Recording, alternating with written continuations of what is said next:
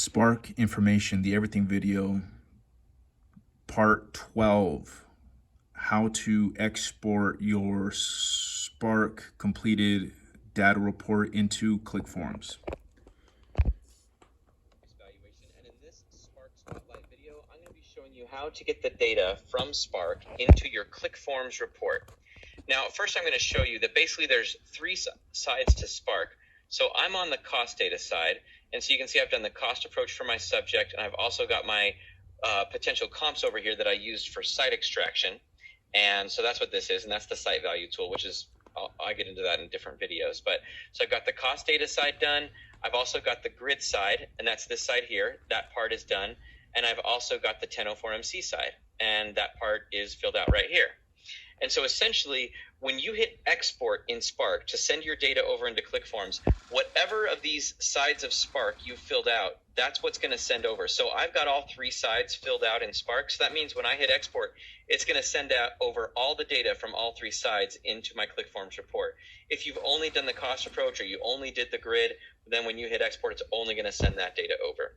All right, so now essentially what you do is you hit export when you're ready. And then these are some settings you can go in here and check as far as how Spark is going to load data into your report. I encourage you the first time you use it to test it out on a sample file. Don't use it on a real report, and just use the default settings and see if you like it. And if you don't like it, then you can go and kind of tweak things from there. But most appraisers do like how it is by default. So, okay, so I'm going to show you one more time. So you hit export. And then you choose your option down here. Do you want to load this data into your report, or do you want just the data for your work file? So this video is just to show you how to get the data into your Clickforms report. So we're going to choose report data. And now the last option we have to choose is whether you want to merge the data into your report or you want to replace the data in your report. And replace just means, and by the way, it's all defined right here, but replace means regardless of what's in your report, Spark is going to overwrite that data in your report. So if you've already got comps in your report, if you've got a 1004MC in your report, the cost approach, when you hit replace, Spark is going to overwrite all of that. Now, merge, what that means is essentially any place where you have data already in your report, Spark will not be allowed to load data into that field of your report. Clickforms will disallow it or prevent it from loading that data in. So if you start out reports with templates, like here, let's look at this for example. So this is a sample template. So if you start off reports like this where it's mostly blank, but you've got a few lines filled in, and maybe you have a little bit filled in up here, then like you can see here. So for example, I have age blank, but I have price as 0. So what that means is if I use the merge option, Spark is going to be able to fill in these 3 fields, but it will not be allowed to fill in these 3 fields because there's already data in there. And the same with the checkboxes. So you just want to be careful about that. So I'm going to show you how it works here. So let's go ahead and do it. I'm going to go back to Spark. So one more time, I'm going to show you. You start off by hitting export. Then you hit report data because you want to load this into a report. Then I'm going to choose merge. And now this process right here takes right around 20 seconds. And keep in mind, I chose merge, so Spark will not be allowed to overwrite these fields or these other 3 right here. So let's get into it. So let's give it maybe hopefully about 10 more seconds here, and we should be ready to go. Okay, so that part's done now. All right, so now essentially it gave us this file. Now, your internet browser might look a little bit differently. I use Google Chrome, and it downloads and puts the file right here. Either way, though, no matter what browser you use, you just want to make sure and save the file. If your browser gives you an option to open or save it, you want to choose save. And almost every browser, unless you've changed the setting yourself, it's going to download this file to your downloads folder of your computer. And that's important, and I'll show you why. Okay, so let's go into Clickforms now. So all we did was we exported, and Spark downloaded this file to our computer. So once that process is done, you go to Clickforms. And now this part you want to be careful about because it is different than other data importing tools. So in other tools, when you load data into Clickforms, you have to close your report first, then load the data in, and then open it. But in Spark, you just want to make sure that whatever report you're loading into, that's the report that's loaded and open in Clickforms. So this is the report I want to load into. And so now what I do is I click File and then Import.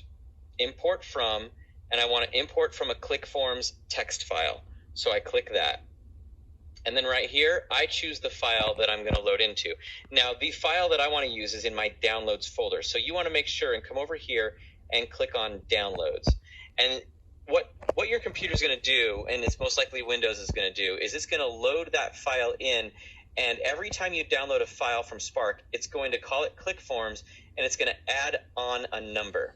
And we're actually considering updating this. So when you download the file to your computer, Spark will name it by the address of your subject. But right now it's obviously not doing that. But so in the future, this might look different. It might actually have the address of your subject as the name of the file. So I'm going to choose the most recent one, which is this one, and then you hit open. And now it's starting the process. So this part probably takes another 15-20 seconds or so, depending on how many comps you have and how much data you're loading in. Now I'm loading in a whole bunch of properties. This is like 12 comps. I've got some charts loading in and all that jazz. All right, and so now it's done. So I can go back up here. I can see it loaded in some subject information. I've got, now here's the part I wanted to show you. So I've got my low, high, and predominant age, and it did put those in. However, it did not put these in, and it also didn't do the boxes correctly because I already had these boxes checked. And if you remember, I chose the merge option, which means Spark will not be allowed to overwrite anytime there's already data in there. So that's what it looks like. And so you just want to be careful. If you use the merge option, you want to clear out any fields where you have data that you want Spark to overwrite. And then here's what the grid looks like. So I've got the grid pretty much filled out at the top of page 2 numbers. And I've got, that's all looking like the way I want it to look. And I've got my prior transfer history. Now, by default, the way Spark handles your transfer history is it loads the transfer history under your grid like this, but it does not load any information here by default. If you want Spark to, you can by changing a checkbox. But what it does by default is it loads in a prior transfer history addenda. So you basically have all relevant transfers. So for my subject, it's all transfers in the past 3 years are loaded in right here. Now my effective date was 2017, which is why you have these 3 transfers showing up. And then also the same for your comps. It's loading in any transfers in the past 12 months for your comps. If there was more than one, just like with the subject, it would load in those extra as well. And that's how that works. And then because I also did the 1004MC, I'm going to have some charts in here. So let me show you that. So I've got my charts from Spark loaded in here. And there's several. You load as many or as few or none if you want to in there. And I've got my extra comps loaded in. I loaded in, I think, 10 or 11 comps. Let's check it out. I loaded in 11 comps. And that's pretty much it for what we, oh, I didn't show you the cost approach. So here's the cost approach here filled out. Now the template already had something in here, so it did not overwrite that. So let's just go ahead and show you. And I know this video is getting long, but I'm going to go ahead and show you the other option. So instead, when you're in Spark, you can hit export and then choose report data and choose replace. Now, when I choose replace, what you're going to notice is, let me go up to here. You're going to notice now these fields that are zeros will be filled out correctly. The checkboxes should be filled out correctly, and then also the cost approach, which we had set at, which had this in here. It should say dwelling cost because that's the source that Spark uses, but we'll see here in a moment. And also this comment here is going to change as well. So it's going to get rid of those because we chose replace. So let me show you what that looks like. So now Spark is done. It downloaded that file here. So that's called Clickforms 6. So now we can go back into Clickforms and I can choose File, Import, Clickforms text file. And now I'm going to choose the Clickforms 6, which is the one we just got, and hit open. And let's give that a second to do its thing. But you should see this automatically correct itself. And there it goes. You can see that changed to dwelling cost. The comment in here changed because I used Spark to help me with the site value. So that's all updated. Let's let it finish its thing, and then I'll show you the page 1 information. And it's also this box, which you can see now. It's asking me if I want to overwrite the charts that were already in there. Okay. well, there we go. Now it's done. So now I can go back to page 1, and you can see that the checkboxes are now correct based on how I checked them in Spark, and it correctly filled this out. So that's just showing you the two differences, or the difference between merge and replace using Spark and Clickforms together. So that's how it works. Essentially, what you need to know is that you need to have your report open that you want to load into. You go into Spark, you hit export, report data, and then either merge or replace.